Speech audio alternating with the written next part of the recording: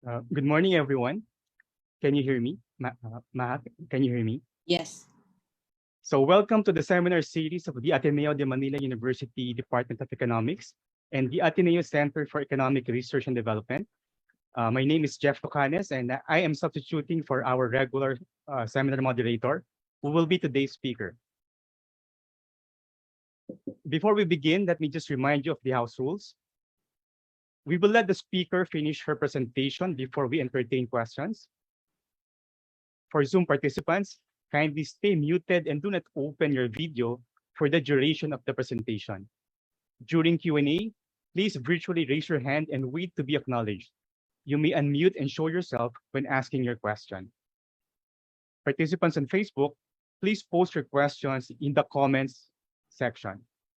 Slides, videos, and other materials from the seminar are posted on our website when the speaker gives her consent for sharing them.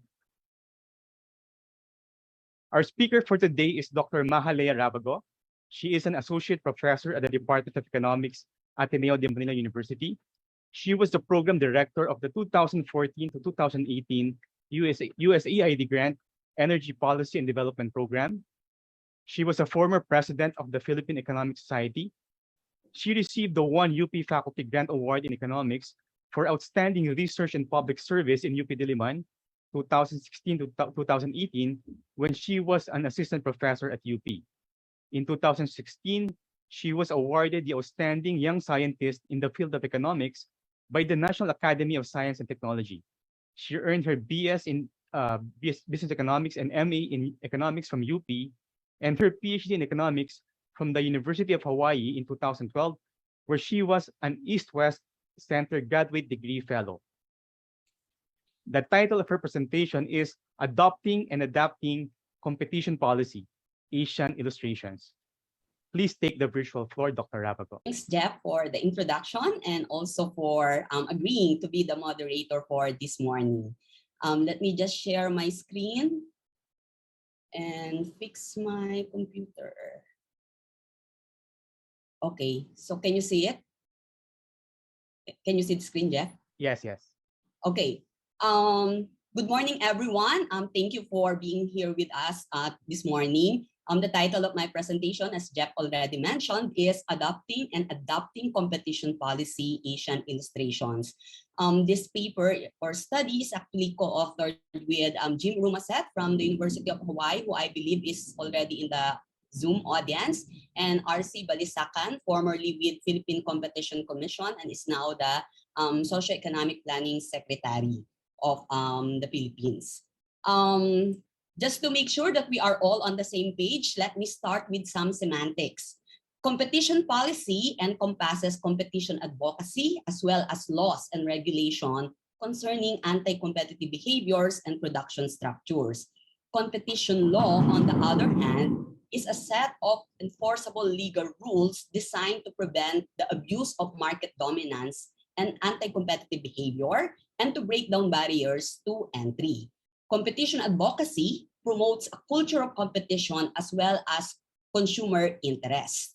Competition policy is really a means to enhance the ability of the market to deliver economic welfare by acting on behalf of the consumers, by acting as a check on otherwise legal tactics, and by appropriating the full benefits of sectoral, trade, research and development, and investment policies. Now, given this, our rationale for doing this research is that countries may choose to adopt or not adopt competition law depending on their circumstances, including level of economic development, institution, and geography. Thus, we ask, what is the impact of the adoption of competition law on long-term economic growth? Just to make sure that everybody gets the gist of this presentation, I'm already giving you the key takeaway. On average, adoption increased the growth rates in adopting countries, but would have decreased growth in non-adopting countries. So that's the main takeaway from this research question. Let's start by looking at the evolution of competition policy around the world. So this is just an overview. Starting with the United States, in 1890, the Sherman Antitrust Act was enacted to address cartels. Then in 1914, Clayton Antitrust Act was enacted that addressed merger regulation and prohibit price discrimination and tie-in sales. I think at the same time, the Federal Trade Commission was also established. Then in 1980s, the Chicago School Critique emerged, critiquing the antitrust intervention in the 1960s and the 1970s. They were saying that big is not necessarily bad. So this critique reoriented enforcement to the documentation of harm, not just industry concentration. Then in Europe, competition law evolved from its practice in Germany. In 1923, Germany enacted cartel law, but this has no sharp teeth. So that by 1957, the strict competition law and federal cartel office was enacted, enforcing rules against price fixing agreements and other anti-competitive behavior. So that was in 1923 and 1957 in Germany. Now in the United Kingdom, motivated by inflation at that time, they enacted the Profiteering Acts of 1919.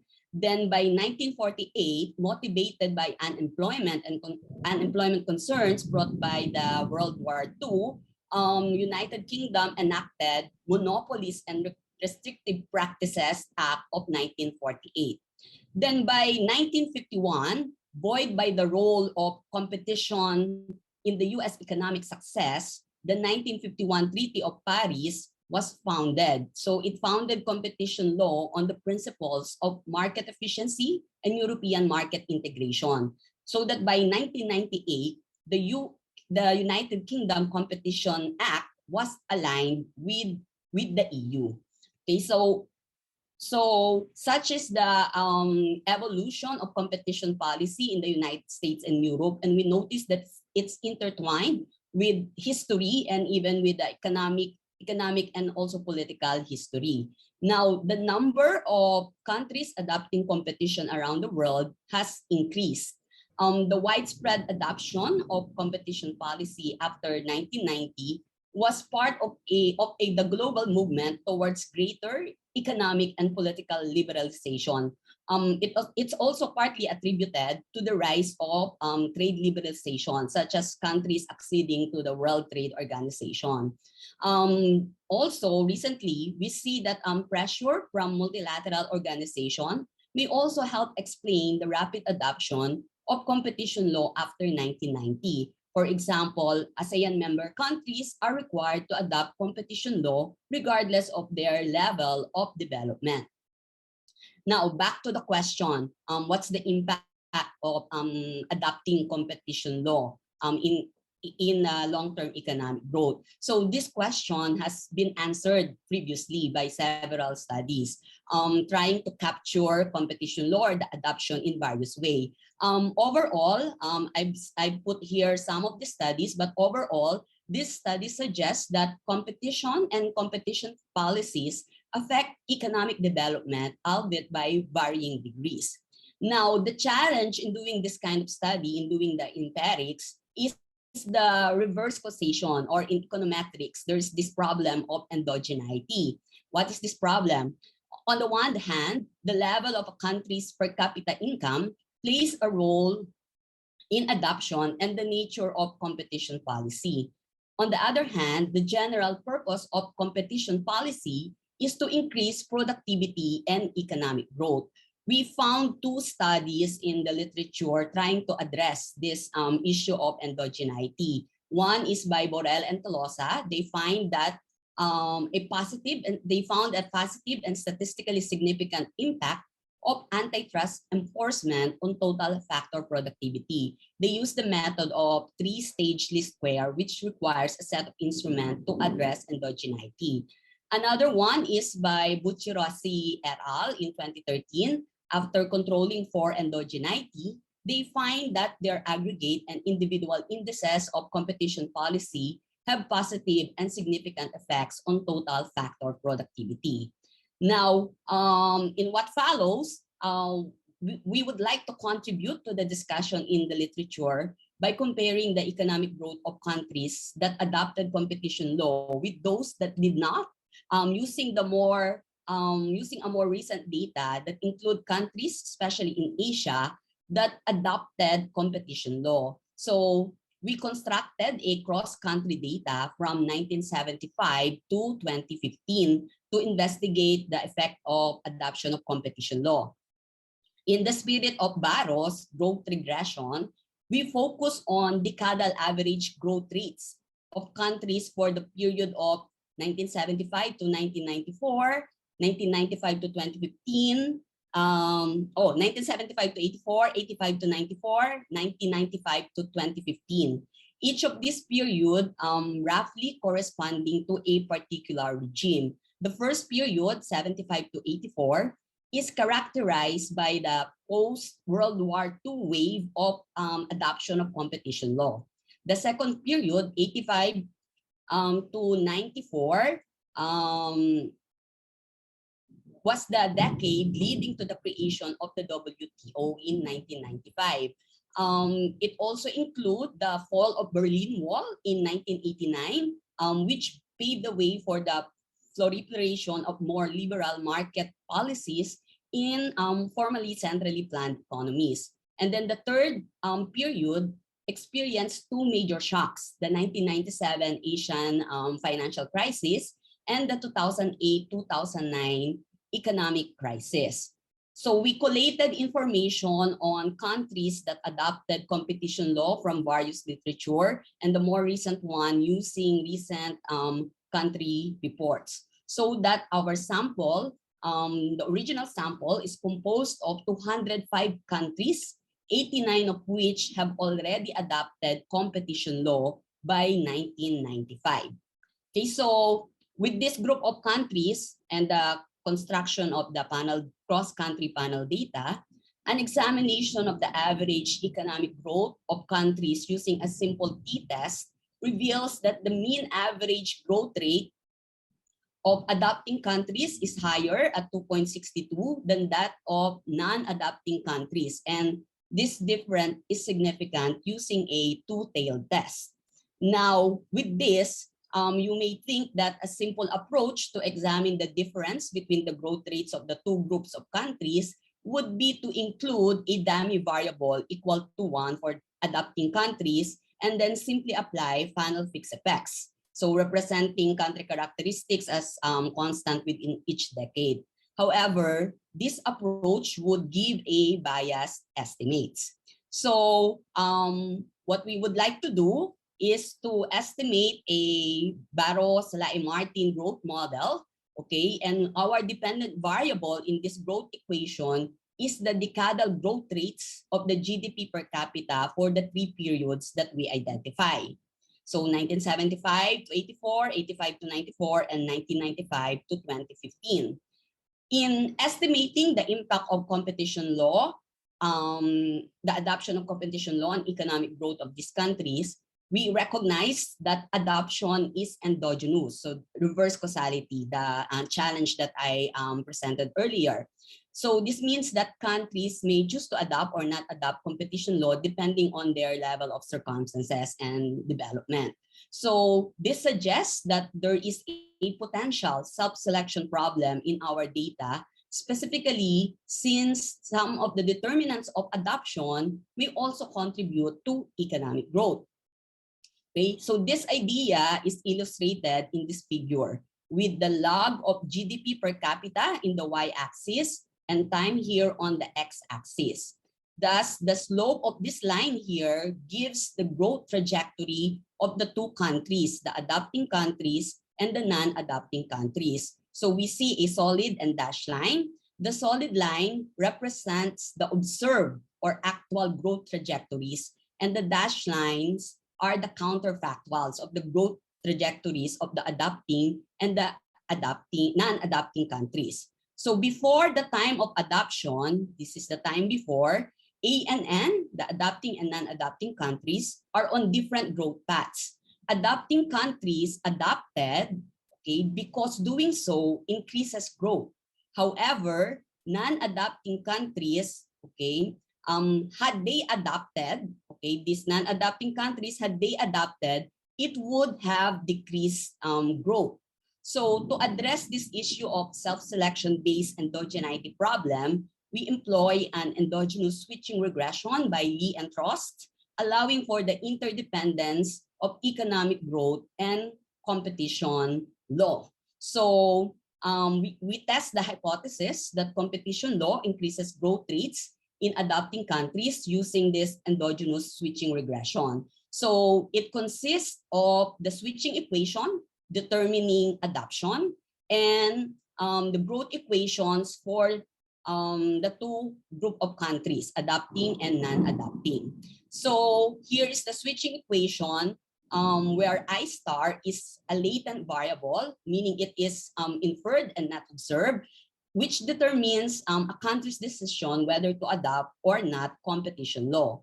Z would be the vector of factors influencing adoption. So the hypothesized relationship between I star and I is that I is equal to 1 whenever the expected benefits or the economic growth with adoption is positive and 0 otherwise. So we cannot directly estimate this I star, so we replace it with I1, which is the observed value, giving us the estimating equation. So we estimate a switching regression model by using the logarithmic likelihood function. The parameters beta here and gamma are estimated by a full information maximum likelihood to simultaneously fit binary equation and the continuous parts of the model in order to yield consistent standard errors. So the simultaneous maximum likelihood estimation of these equations corrects for selection bias in the estimates of regime equations for economic growth. The approach relies on joint normality of error terms in the binary equation and in the coefficient and in the equation for economic growth.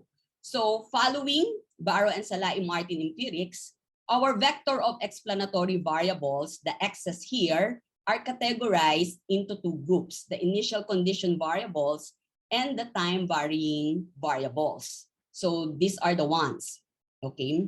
So the initial condition variables reflect the values of variables at the beginning of the period. The time varying variables, on the other hand, are differences between values at the ending and beginning years of a decade. So initial condition variables include the log of per capita level in logs at the beginning of the period.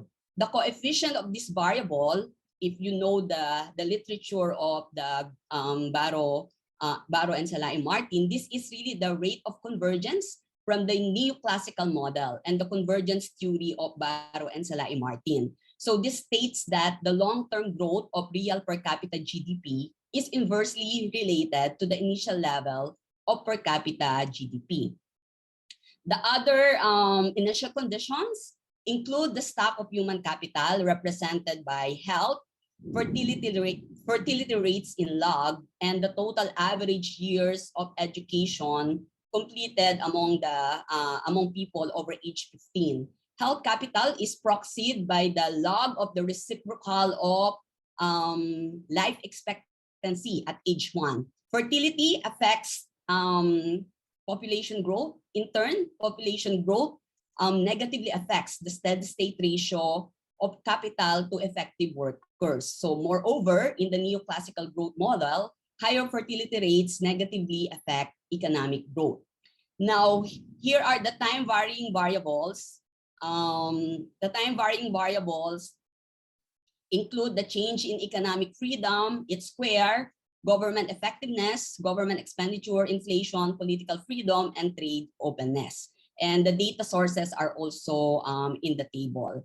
Now, given that competition law adoption or adoption of competition law does not necessarily mean that implementation of the law across countries would be the same. So we include this variable antitrust or the change in antitrust in the growth equation. This variable captures the change in the effectiveness of anti-monopoly policies at ensuring fair competition, and we got this data from the Global Competitiveness Report. So our variables for the selection equation of adopting or not adopting competition law would include the level of GDP per capita at the beginning of the period, economic freedom, political freedom, regulatory equality, government effectiveness, and trade openness. We also include the variable here, regional and multinational pressure, which serves as a proxy for peer pressure from multilateral organization and from neighboring countries. So we constructed this variable as a proportion of countries in the World Bank regional grouping with competition policies in a given year. Okay, so we estimate this endogenous switching regression specification using status move state command. So luckily for us, there is this simple user-created command in Stata to implement this endogenous switching regression easily.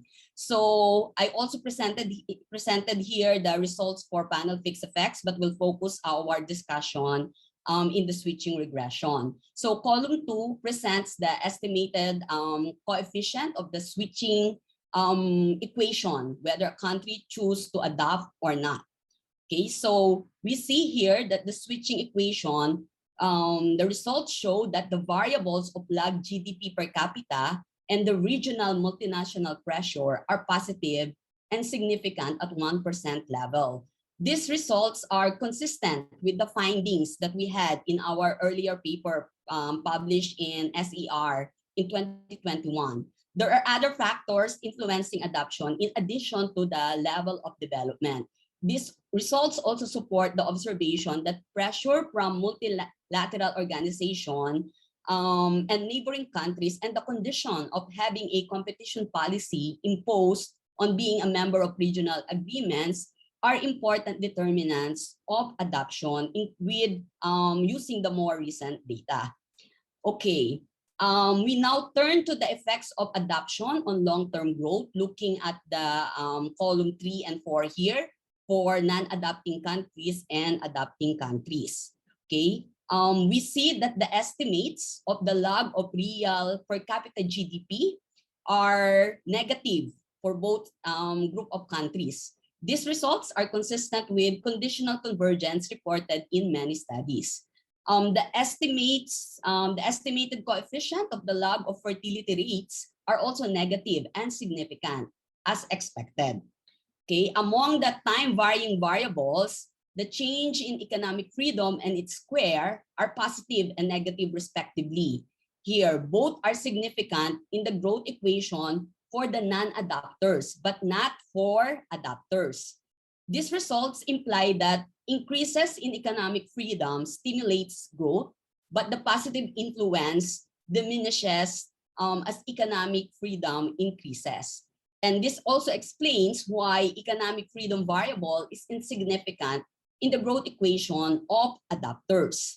Now, the change in political freedom, the political freedom variable is negative and significant. The change in trade openness variable is positive and significant for the growth equation for non-adopters. On the other hand, the change in government expenditure variable is negative and significant, and the change in inflation and change in regulatory quality variables are positive and significant in the growth equation of adopting countries. Okay, so while economic development influences the adoption of competition law, once adopted and enforced, competition law may affect the trajectory of economic development.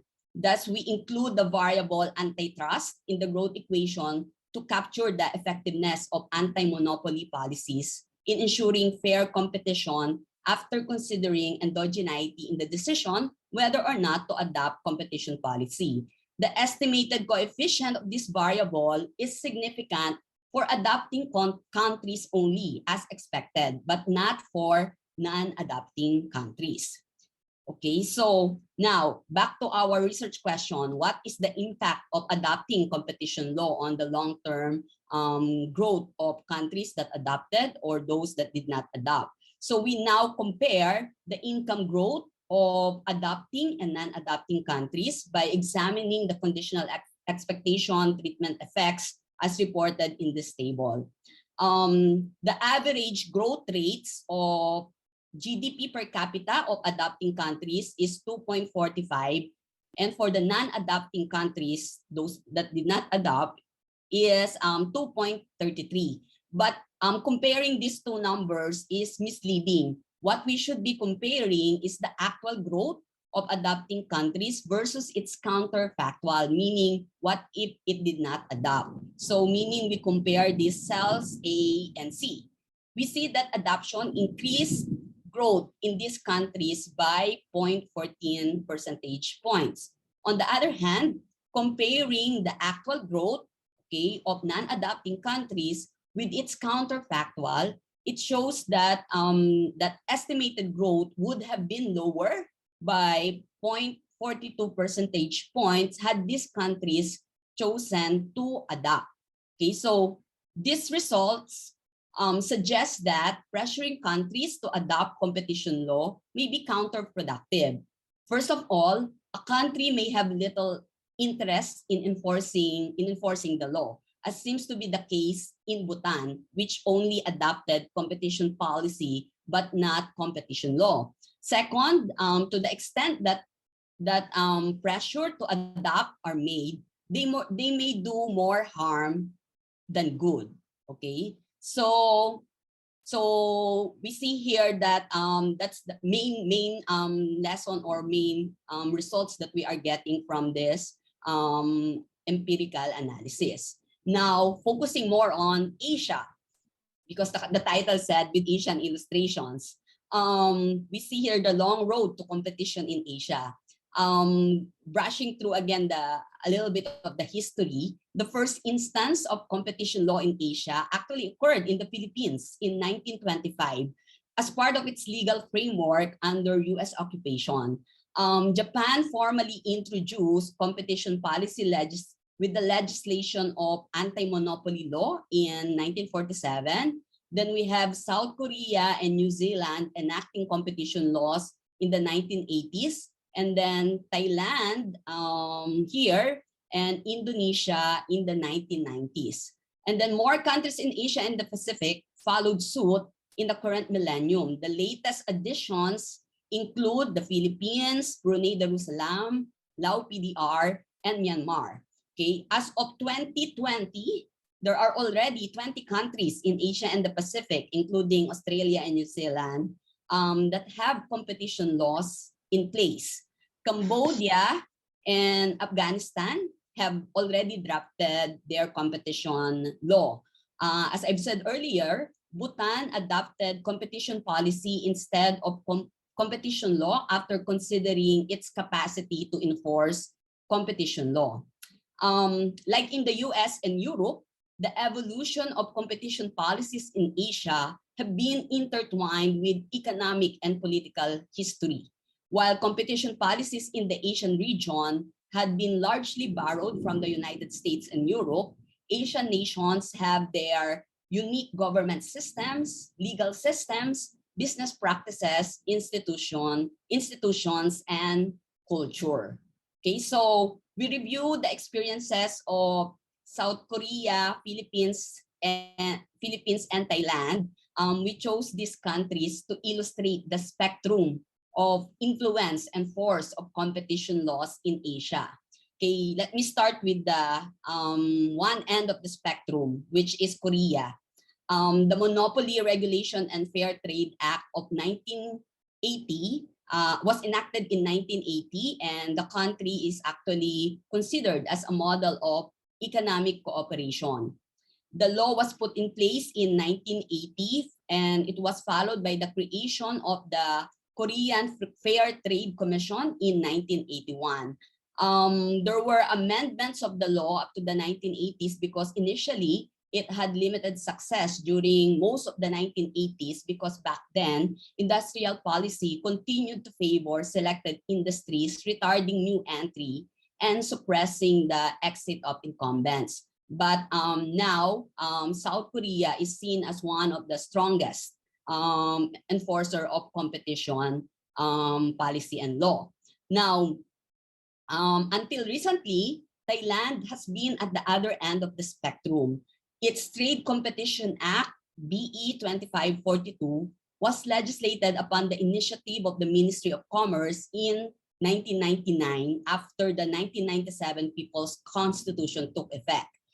It called for a free and fair competition.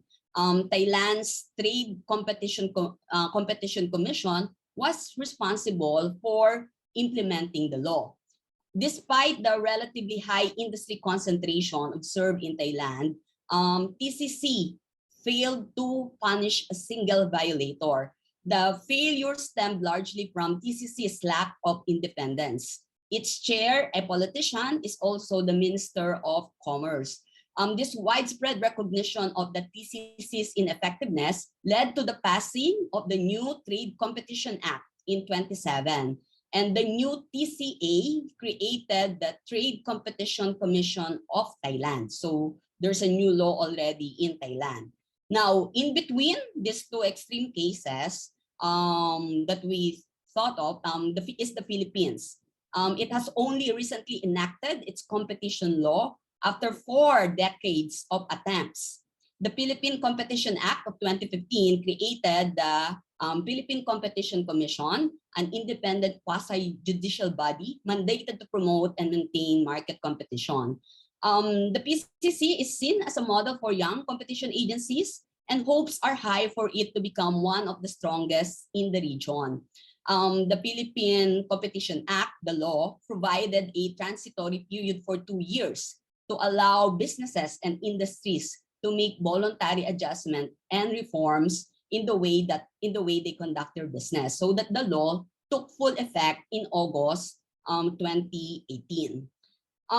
The timeline for South Korea, Thailand, the Philippines, and other Southeast and other Asian countries generally conforms to the finding in literature that competition policy adoption is correlated with per capita income and economic reforms. Lower income countries adopted competition policies later, especially in the 1990s and the new millennium. Now, the formation of competition authority is a crucial step in the implementation of competition law. If we go back to this figure at the bottom panel, okay, we see here that the timeline when competition authorities in Asia were formed after the law was enacted. Okay, Mongolia, which passed its competition law in 1993, formed its commission in 2004. The Competition Act of India was enacted in 2002, okay, but the Competition Commission was fully operational only in 2009. Myanmar Competition Commission and Lao PDR Business Competition Commission were both established in 2018, but 3 years after the law was enacted, they only formed the Competition Commission Agency. Okay, so we see here that competition authorities in Asia are evolving rapidly due to the rise of Asia in global markets. Their organizational structure vary according to the country's historical and economic situation. We return again to the 3 countries to look at the characteristics of these authorities and examining their characteristics at various stages of maturity. As I mentioned earlier, Korea is the strongest. The Monopoly Regulation and Fair Trade Act stipulates that KFTA had to have a prior consultation with the Trade Enforcement Agency when enacting restricting regulation. The Korean Fair Trade Competition Commission function as independent and quasi-judicial body. Its organization consists of a chairperson, a vice chairperson, and 7 commissioners. The literature recognized that the strength of the commission is largely due to them faithfully and strongly enforcing the law, the MRFTA, and also the consumer advocacy has enhanced its reputation with the general public and with other parts of the government. Now, with Thailand, Thailand initially created Competition Law and Trade Competition Commission in 1999. TCC was charged with promoting competition, but its power and duties were largely limited to creating and overseeing a subcommittee that investigated violation. Its organization composed of senior executives from the Ministries of Commerce and Finance and the Department of Trade. So this was the old TCCT. Now with the new TCCT, that it consists of a chairperson, a vice chairperson, and 5 other commissioners. There is an extensive vetting and selection process which make the new TCC less immune to regulatory capture. So meaning it's not just appointed by the Prime Minister. Before the officials are placed in the commission, there is that selection and extensive vetting. Okay, now for the Philippines,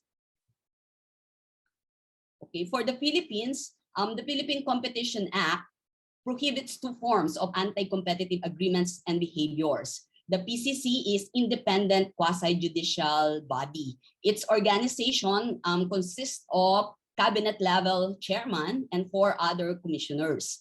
While the PCC has primary jurisdiction, PCA provides that PCC has primary jurisdiction over all competition-related issues. It must still consult sector regulators and allow them to submit opinions before the commission makes decision.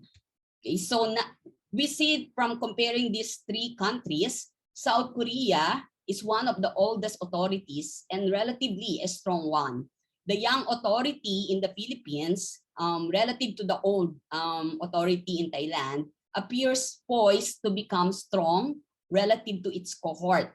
Despite the intermediate tenure of Thailand, the old authority was perceived to be weak, prompting the country to amend the law. The new authority of Thailand has become an important part of Thailand's economic development. Let me offer some conclusions. Competition policy has diffused throughout the world. Its determinants have changed over the years. Before the 1990s, per capita income mostly determined a country's decision to adopt competition law, as we've seen in scanning the literature. In recent years, pressure from multilateral organizations and neighboring countries have become more important, including requirements for being a member of economic unions such as ASEAN. Our switching regression analysis, the results indicate that adoption increased the growth rates in adopting countries, but would have tended to decrease the growth in non-adopting countries. From the comparison of the review that we had among Asian competition laws and authorities, its design and organization vary according to each country's historical and economic situation. South Korea, Thailand, and the Philippines serve as case studies to capture the characteristics of the authorities at various stages of maturity. Let me offer some recommendation given the result.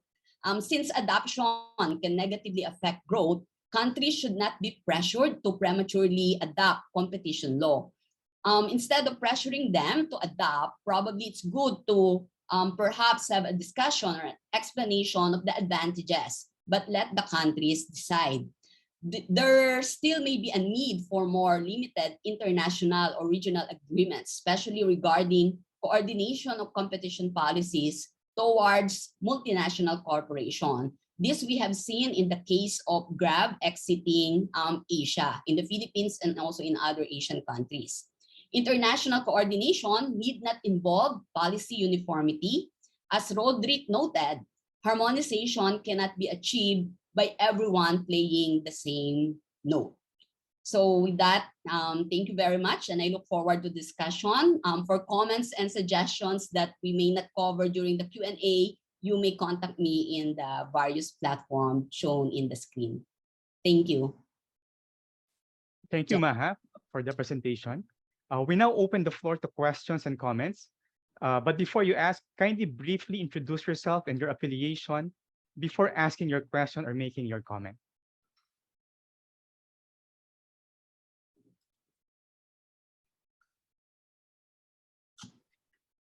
Okay, I'd like to call on Roel. Roel, please.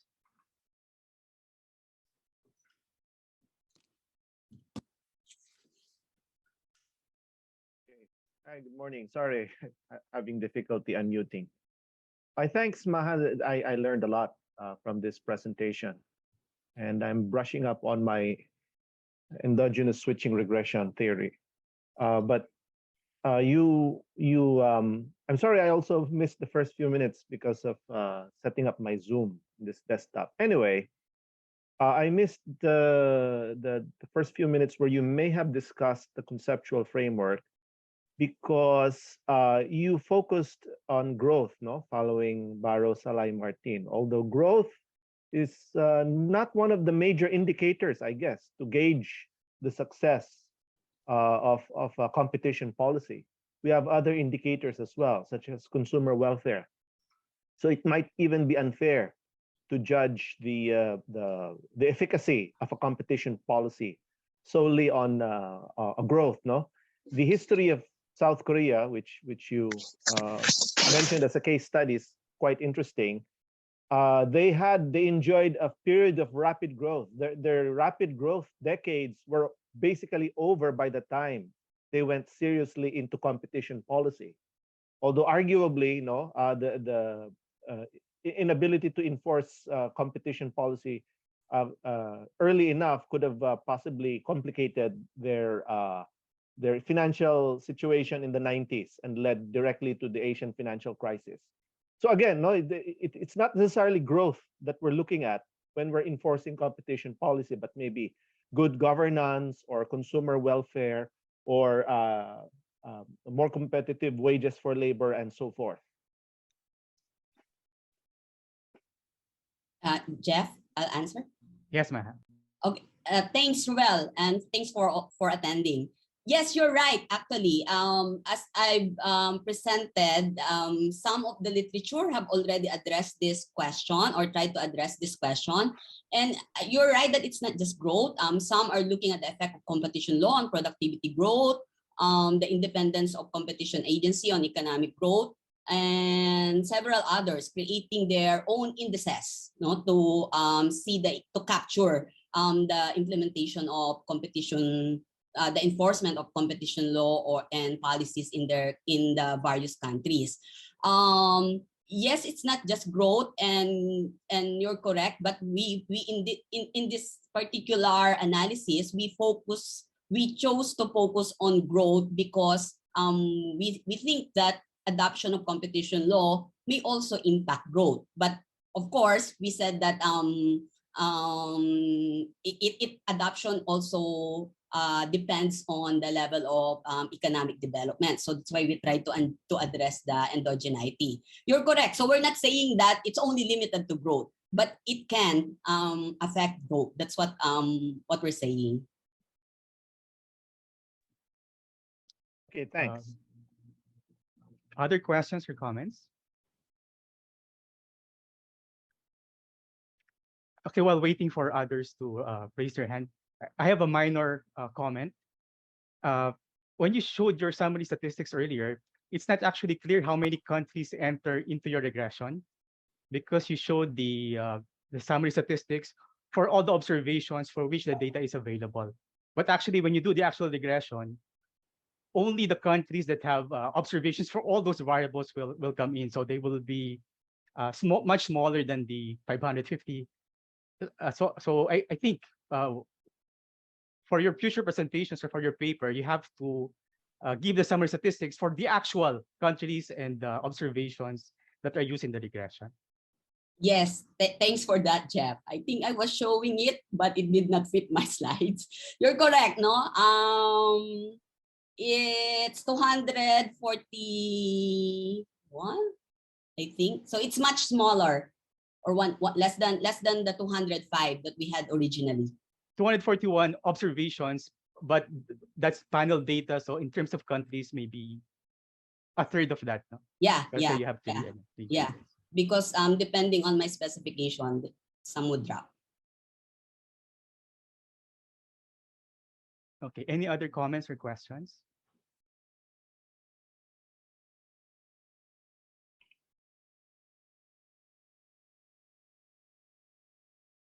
Jim Rumaset, would you like to say something? Yeah. Okay, let's see.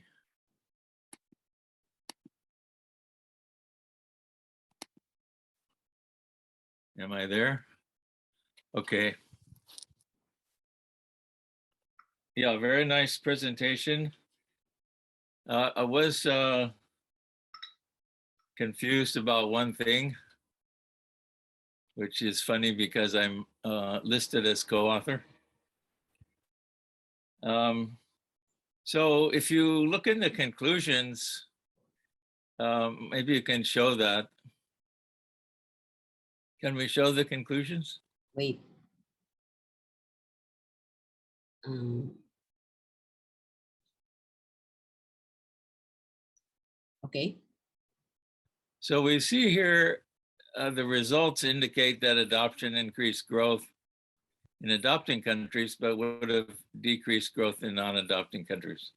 So that slide showing those diagrams actually came before the regressions. And it sounded like the reason we care about this is because of switching, because of self-selection problem. So it may be a little confusing because it sounds a little circular, that it's almost as if you assume this and then you do the regressions and you say, that's the result. So maybe another way, I'm just asking this, is it possible to say that we want to know the effect of adoption on growth after sorting out the endogeneity issues and self-selection issues? And we also want to know the counterfactual, the effect that adoption would have had on non-adopting countries. So instead of posing this as motivating the econometric method, you can pose it as a fundamental question that we want to estimate. Is that possible? Yeah. Thanks, Jim. Okay.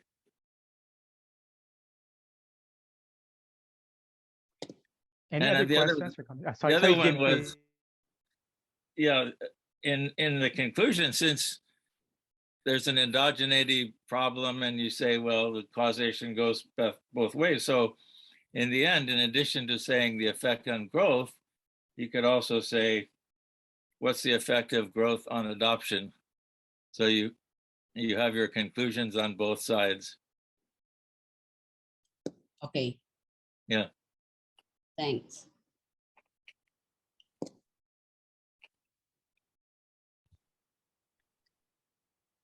any other comments or questions? Okay.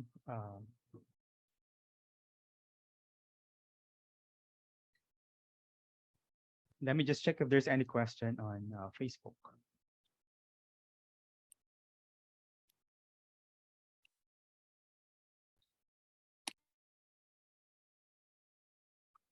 No questions on Facebook, so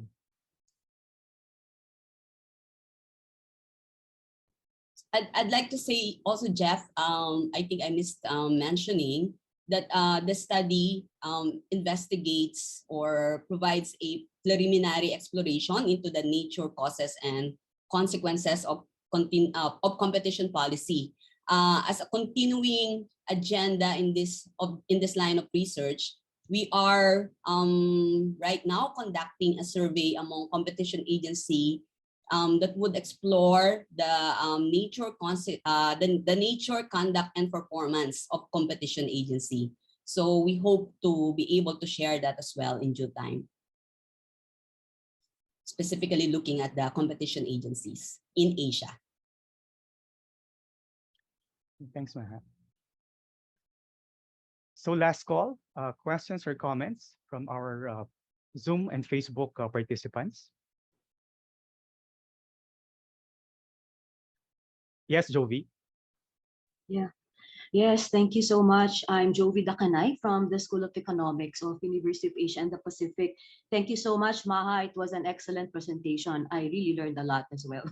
Now, because I also have take interest, no, in industrial economics, industrial organization, of course, together with that is competition policy.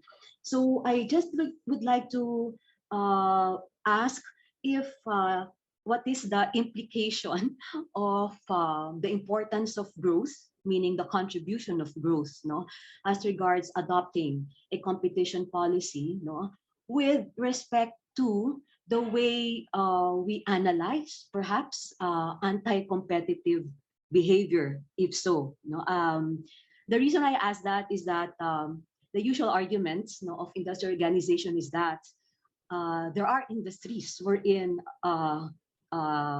largeness is important or high market share is important. No, if we look at it in terms of consumer welfare, wow, perhaps there may be some disadvantages, but the way I look at it is if our first priority is growth, then perhaps we have to lead towards reaching higher levels of growth first before we start looking at social implications, no, of such bigness of industries.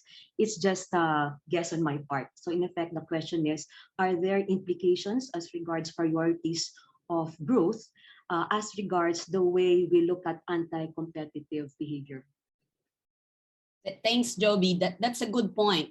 As I mentioned, before the 1990s, it's really the economic growth or the level of development that influence whether a country adopts competition law or not, because it would depend on their capacity to enforce, as you said, right? To enforce this competition law and to mitigate those anti-competitive behaviors.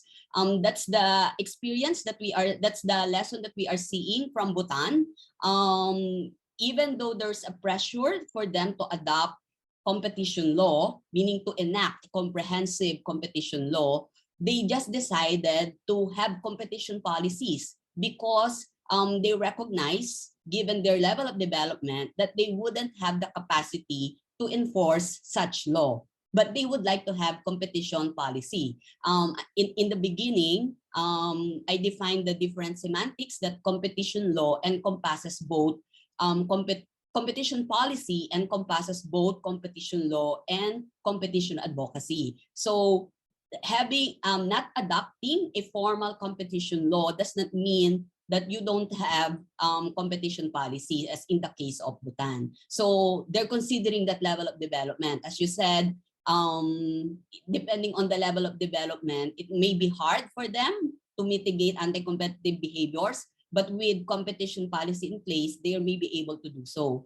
But the question of bigness, okay, has already been debated, I think, with the emergence of the Chicago School critique in the US. So it emerged in the 1980s when there was a lot of intervention in the US with regarding to antitrust policy. So the Chicago School critique said that being big is not necessarily bad.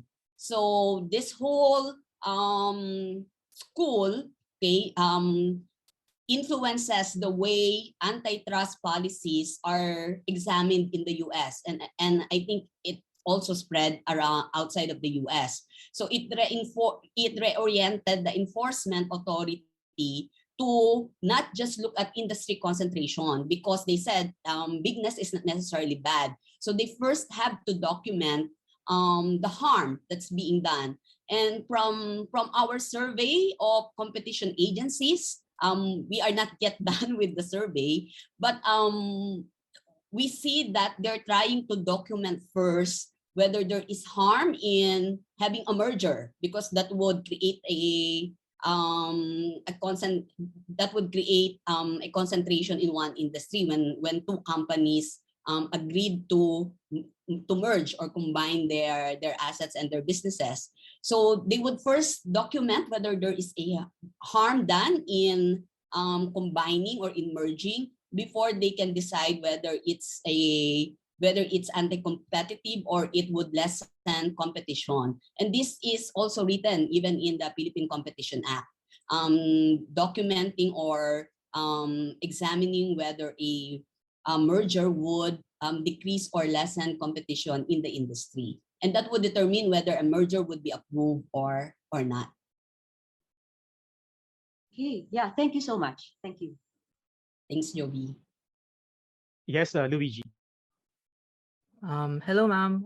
This is Luigi Alcañeses. I'm a student.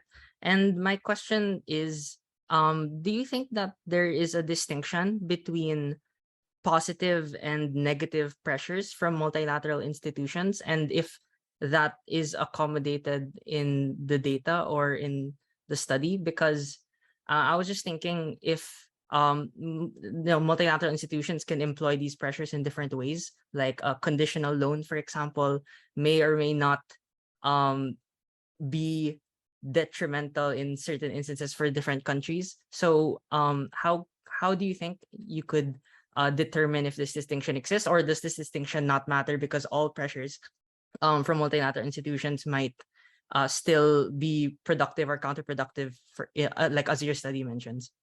Thank you. Yes, thanks, Luigi. And we welcome in the seminar questions from the students. So thank you, Luigi, for asking that question. We cannot really distinguish whether it's positive or negative pressure, but what we did to capture that pressure is to have the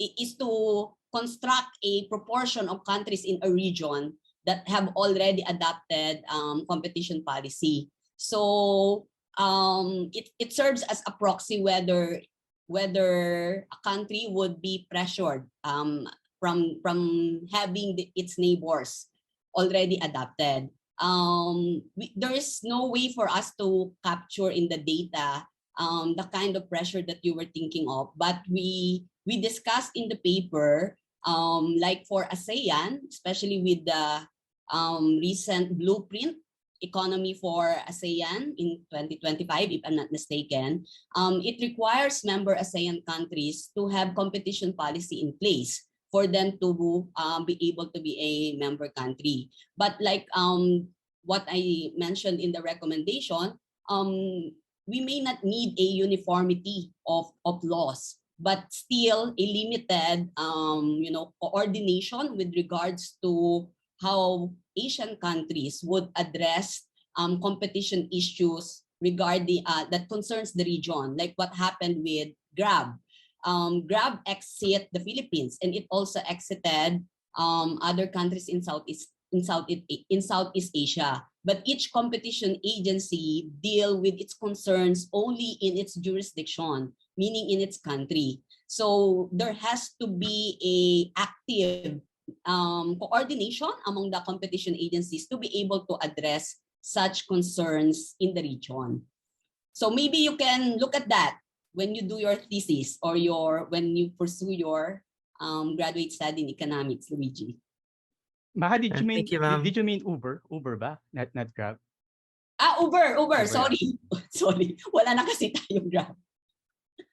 Yeah. Can I have a final question, Maha, since nobody is asking it? In the case of the Philippines, did we adopt competition policy too late or too early? Would we have grown faster if we adopted competition policy earlier, do you think?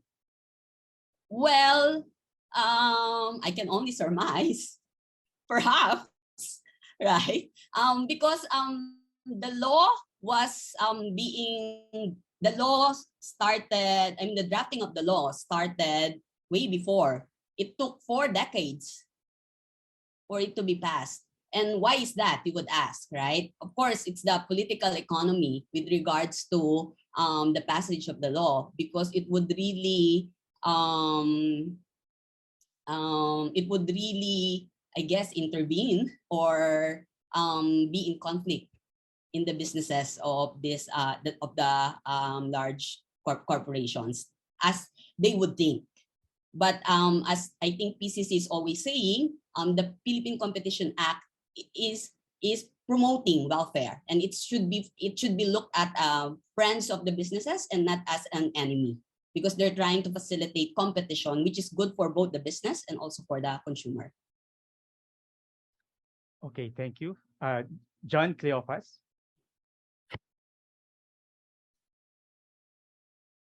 Yes, good morning. Thank you so much, Dr. Maha, for the presentation. What are your thoughts in adopting a sector-specific competition policy?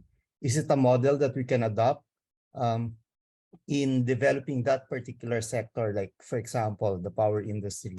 I think the EPIRA has mentioned or placing safeguards for competition, and primarily it was the ERC before who guards that industry on the competition level. Thank you. Thanks, John. So you're from Aboitiz, right? Hi, John. Thanks for Yes, coming. Yes. We don't really need a sector-specific competition policy because the Philippine Competition Act is for all sectors already. Okay, so but the main thing about the energy or the electricity sector is that the Philippine Competition Act did not really or miss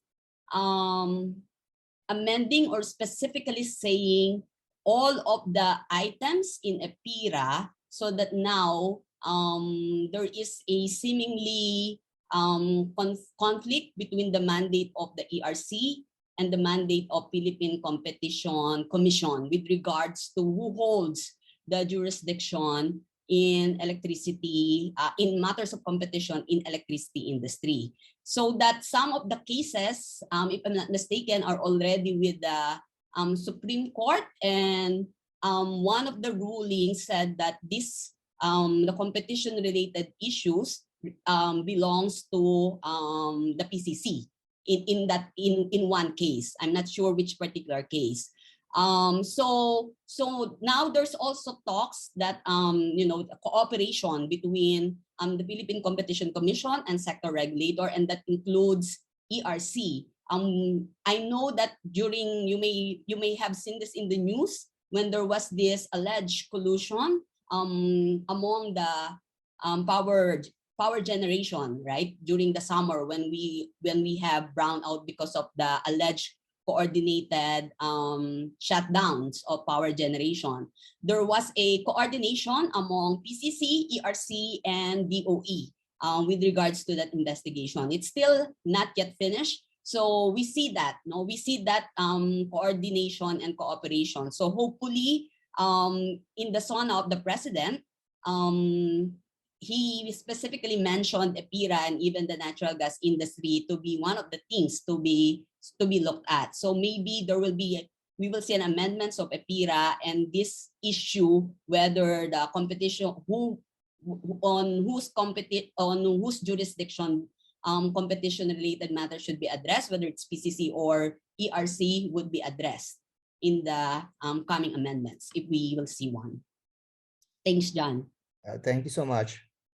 Okay, thank you, Maha. Because of the time, we will now close the Q&A session.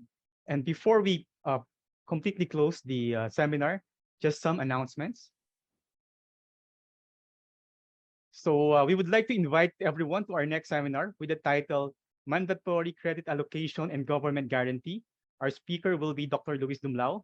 This is on September 14, Wednesday at 4 p.m.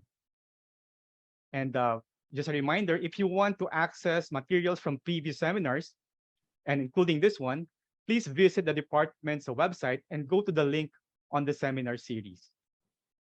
The recording of this seminar, as well as previous seminars, are also posted on YouTube and the department's Facebook page. In YouTube, just search for Ateneo de Manila University Economics Seminar Series.